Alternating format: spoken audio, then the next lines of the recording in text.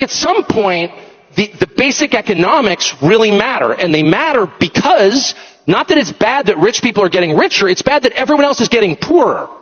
And it's especially bad that young people can't afford homes. Let me just put a very precise point on this.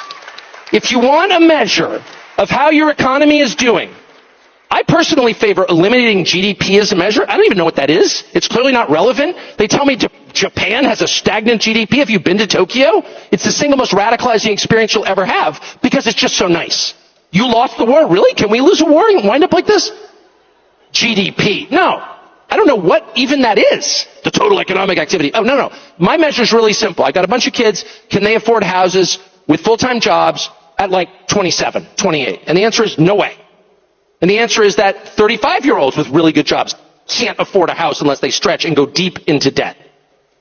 And I just think that's a total disaster. That's a complete disaster. Why? Two reasons. One, if people don't own things, they don't feel ownership of the country they're in. And the country gets super volatile because people feel like they've got nothing to lose.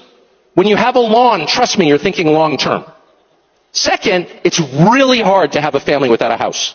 It is.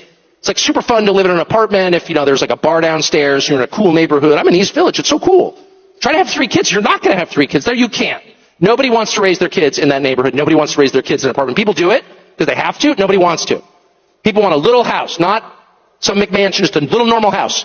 That is the actual American dream. And that is what is totally unattainable for young people. And so the only young people in general that you will ever meet who have houses are young people whose parents help them. And God bless their parents. That's a perfectly great thing to do for your kids. But most people's parents can't afford to do that because they're already in debt from their pointless college degree. So that is a national emergency. One of the reasons it's happening is because normal people with normal jobs no longer believe they can win in this system and that all the money is going to the worst people. And no one even stops to ask what the hell is going on. But what I'm saying is that our leadership class should say something about it and should assign a moral value to it.